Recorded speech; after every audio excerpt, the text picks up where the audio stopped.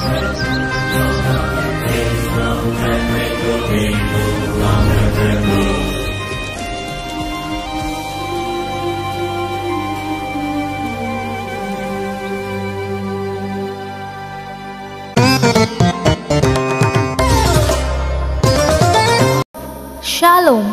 మీకు ఉదయకాల శుభములు.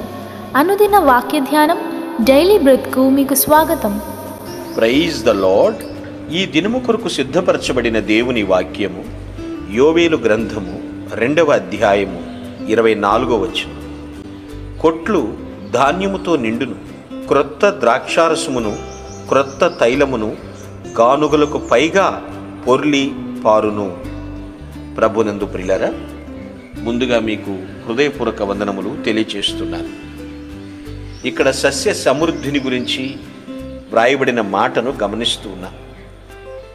ఇదేంటి, దేవుడు అంతగా ఆశీర్వదిస్తాడా అంటే ప్రభువుకు అసాధ్యమైనది ఏముందండి? భక్తులు చెప్పినట్లుగా నా గిన్నె నిండి పొర్లి ప్రవహిస్తున్నది అన్నట్లుగా మనం చదువుకున్నాం కదా. కానీ ఇక్కడ ప్రజల విషయంలో చూస్తే చాలా తేడా కనిపిస్తుంది. ప్రారంభంలో ఇజ్రాయేలు ప్రజలు బాగా దుఃఖించాలని, శోకించాలి, అంగలార్చాలి, బాగా ఏడవాలని ఈ గ్రంథంలో చెప్పడం మనం చూస్తాం.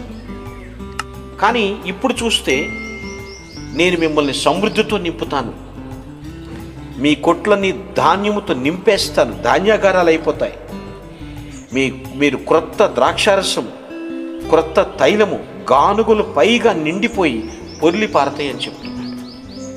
ఏంటి తేడా అంటే, ఆ సమృద్ధిని బట్టి చూస్తే మీరు సంతోషించవచ్చు, బాగా ఆనందించవచ్చు అని చెప్తున్నట్లుగా ఉంది ప్రియులారా. అంతకుముందేమో ఏడవండి, దుఃఖించండి, శోకించండి అని అన్నాడు. ఇప్పుడు సంతోషించండి, అమితంగా ఆనందించండి అని చెప్తున్నాడు. ఎక్కడొచ్చింది తేడా? ఎక్కడొచ్చిందంటారా? ప్రజలని పశ్చాత్తాపపడమని దేవుడు చెప్పినప్పుడు దేవుని మాట విని వాళ్ళు పశ్చాత్తాపడ్డారు. వాళ్ళ పాప విషయమై, పాత రోత జీవితం విషయమై పశ్చాత్తాపడ్డారు. దేవుని వైపు తిరిగారండి వాళ్ళు.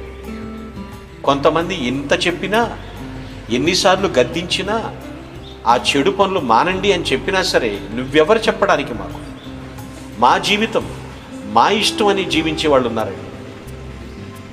పశ్చాత్తాపానికి మించిన ప్రాయశ్చిత్తం లేదని నేను చాలాసార్లు చెప్తూ ఉంటున్నాను.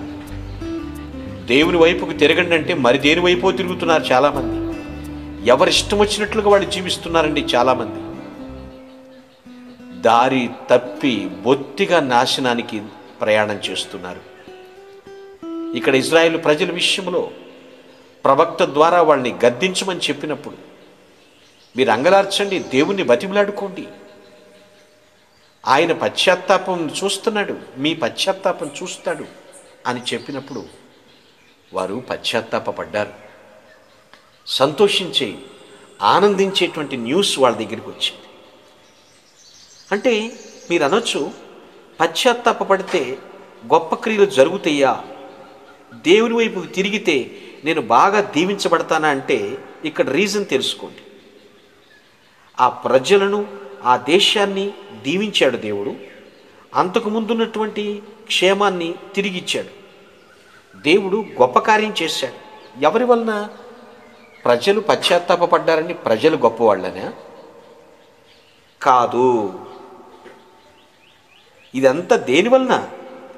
దేవుడే వారికి క్షేమాన్ని ఇచ్చాడు. సో కాబట్టి దేవుణ్ణి బట్టి ఆనందించాలి. మేము పశ్చాత్తాపడ్డాం కాబట్టి ఆయన చేశాడు తప్ప ఆయన గొప్పతనం ఏమీ లేదు అని మాట్లాడకూడదు.